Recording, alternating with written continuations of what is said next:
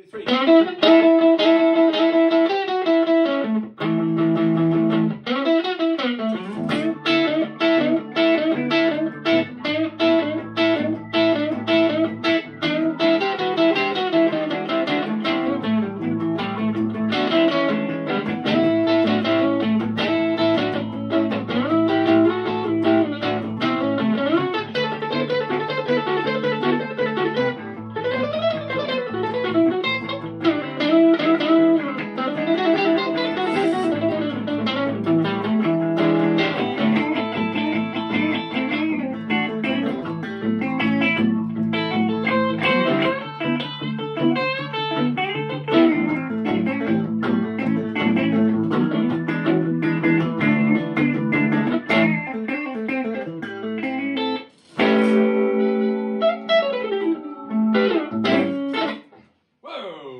Okay, welcome to the Bob and Ramon Show, episode number 2. Episode number 2 of this particular collection.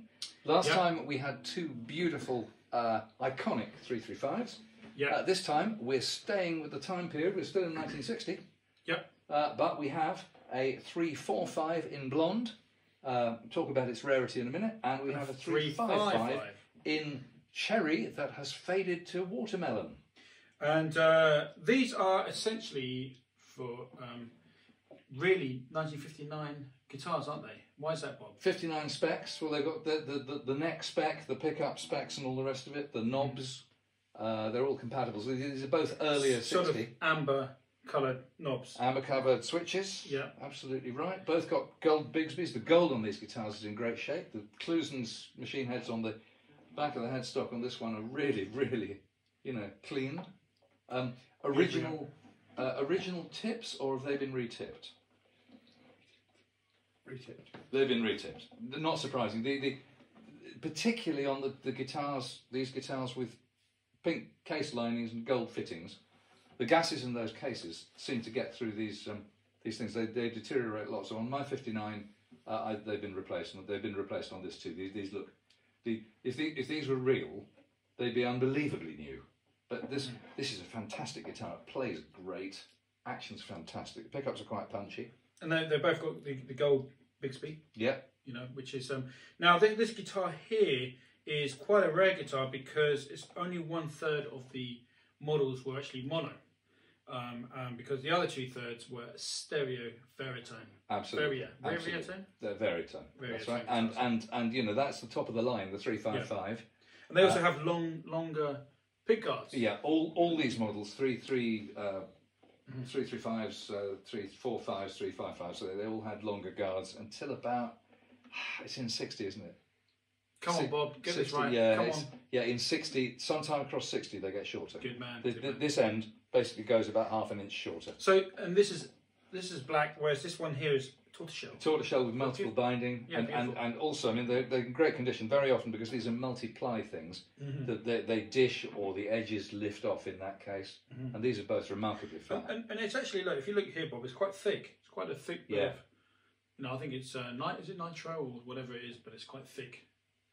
So beautiful appointments. So, and these are PAFs. And these are all PAFs. These are PAFs. Yeah, all so PAF pickups. The classic sound, which people are still trying to replicate and still haven't got right, have they? No, they still haven't got it. Although your friend, which friend? Your friend, Mr. Dingwall. Oh, Alan Dingwall. Yeah, he has got. Yeah. It's not so much that he's got the sound of a PAF right, but he's got closest, in my opinion, to the sound of the middle position on the Peter Green, Les Paul with the messed around neck pickup. The middle position on his pickups is remarkable. It is rather special. Yeah, rather special. Anyway, back to these. Yeah. So, I mean, these are both very scarce guitars, because that's a top-of-the-range model. Not many of these were made. So, Johnny Marr was owner. Who else? Noel Gallagher. Chuck Berry, which is what you were playing. Noel Gallagher has at least one real one and several modern ones. And I guess Chuck Berry just wanted the most kind of the kind of Cadillac of guitars at the time. With all the appointments and the top of the line. He's Chuck Berry. He wants to have the poshest guitar. Yeah. And a couple of other nice things about this: the lacquer on the headstock always yellows on these things, like it does on 50s and 60s Les Pauls. Yeah. With the pearl inlay and so on. This is the top of the range pearloid inlay up there. Right, but however, the nylon nut usually stays white.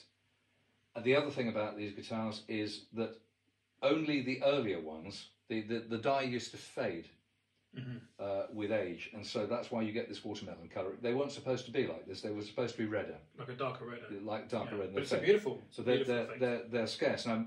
So the 355s, many of them fade watermelon. 345s it's rarer. 335s it's even rarer. I think there's only 2 known watermelon 335s. They weren't very many made early enough in red to have this dye on them in the first place, which is why they're so scarce. So a watermelon 335 would be a seriously rare guitar. But this is rare. Only about 50 of these were made in total in 59 and 60. 18 in 60. This is one of 18. Wow. Which is not exactly a common guitar. Yeah. And it's in lovely shape. Beautiful, yeah. Can we credit the guy you got it from? Absolutely. Right. So both these guitars. Do a cut there.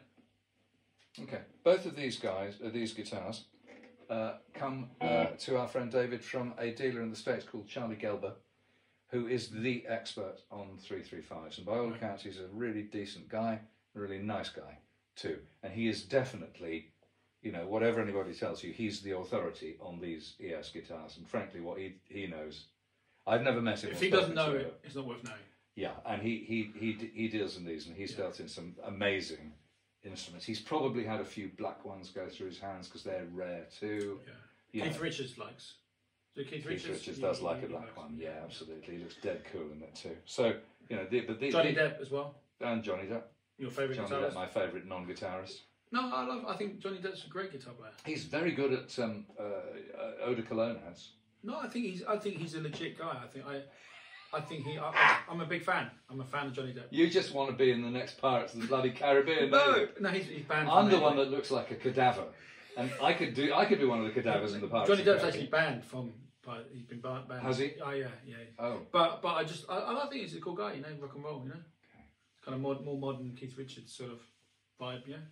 Yeah, you agreeing with me, guys? The only thing I really envy him for is his ex-wife, but that's another story. No comment. Yes, no comment. quite. Right, so Amber, if you're watching. I digress. We digress. So I mean, this was like the because Freddie King was Freddie King started off on the gold top. Yeah. And I'm fascinated with Freddie King, this amazing blues guitarist. Yeah. And he went over to one of these. You know, he went over to one of these. He went over to one of these with a thumb pick. Right. Okay. You know, so these were, B.B. King was... B.B. King certainly had 355. 355, and then he did it, he made Gibson cover the holes up, because I guess he didn't... Well, the Lucille's exactly, much later to try it, because the thing is, B.B. King played loud. Mm-hmm. And, these guitars, they've got solid blocks in them to help suppress the feedback, but they can still feed back. But another thing is, the neck on this is really, really fast, so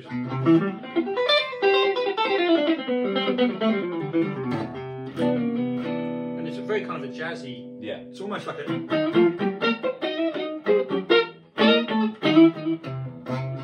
Well, remember, most of the music craftsmen who were buying Gibson guitars, there was still jazz was really the thing they were playing. A lot of jazz guys, top of the line, so that would have been the choice of the price. Yeah, and a lot of guys that were doing sessions, the TV, and in the studios and the sessions in America, this was their first choice instrument because it's quite, it's basically a versatile. I remember there's a great, Jimmy Bruno, the great jazz guitarist.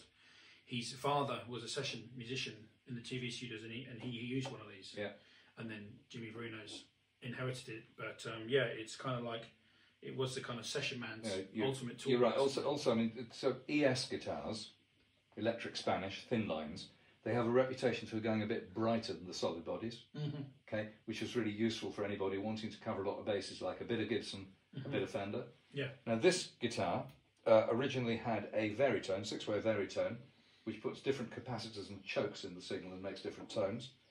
B.B. King famously used position 0 and position 3, I think. Oh, really? For his thing. I'm impressed with Bob's homework there. This one's been disabled and has the varitone. The varitone, basically, this rotary switch has 6 positions, and it controls a box of tricks under the pickups, routed into the body. One reason that people... So the circuitry's under the pickups, and it's in a metal box. Right. It's a bit bigger than a mobile phone. It's a bit thicker. A mobile phone. and people tend to disable it. That's my doorbell ringing, ladies and gentlemen. Well, Someone's at my door, only I'm 100 miles away. Too bad. Right, back to the knitting. So yeah, a lot of people disconnect the varitone, and even sometimes take it out. Right. Right. But one of the reasons that people do therefore differentiate hugely in price between a 335 and a 345 is that some purists argue that because it had the varitone box in it, whether it's still there or whether it's removed, it changes the structural integrity of the guitar. Frankly, I think that's a bit esoteric. Having played enough 335s and 345s, I think it's a bit esoteric. You know, up in this world of high-end collecting, all kinds of voodoo exists. I'm just wondering how you get it out the F through these. No, that was a joke, by the way. There you go. But I mean, nevertheless, you do raise an interesting point, which is all these guitars, if you have a wiring issue or something, they're buggers to work on. Yeah. You know, there's a whole way where you attach, you take the knobs off, you attach each of the spindles to a bit of rope, pipe or wire or string or something, and then you pull the whole thing through along with a strand of rope. And when you have to put it all back together, you pull them through one at a time and try and get them back through the holes and get the... I can tell you from personal experience, it's a complete nightmare. It's a total nightmare. This is why, this is the kind of job it is worth paying a qualified luthier who's done it before, because you will fail and you'll mess up a beautiful guitar. You'll waste valuable hours of your lifetime. Absolutely, yeah. So, in conclusion, these are beautiful instruments. Exquisite. These were like the top of the line. You know, had all the frills, all the appointments of this sort of the semi-acoustic. Both got metal saddles by early enough. And by the way, another thing, this guy has it was obviously routed originally for a stop tailpiece. This one, quite unusually, has been filled in with 2 pearl dots, which are beautifully flush with the surface underneath the lacquer, so everything's yellowed. And you can tell that no one's ever messed around with these because there's no any malarkey going on around the edges at all. So no one has ever taken these out. But the chances are there's a pair of threaded anchors. And this one doesn't have anything. And that doesn't have anything. So this was predestined to be a Bigsby. So they obviously decided before anyone drilled that one that it was going to be a Bigsby. And I think Bigsby was pretty standard on the 355. It was much more so. Whereas on the 345 is more of an option. And I would guess that the neck would be very similar to a jazz guitar neck of its time, you know, and compared to a Gibson Les Paul. Yeah. That this was more like maybe a jazz you'd find on a. It's a real halfway house, isn't it? An L5 or something like that. between a. I mean, there was no rock in those days, so between a pop guitar and a jazz guitar, it's a real halfway house. Yeah. Okay, guys, that's it for today, and I hope you've enjoyed this video. We're going to be back next week with episode 3. Hope you're enjoying this new, you know, the new Bob. The new Bob. And all replacement parts. I'm a refin. And we'll see you in the next one, guys. Take care. Ciao. See you soon. Bye.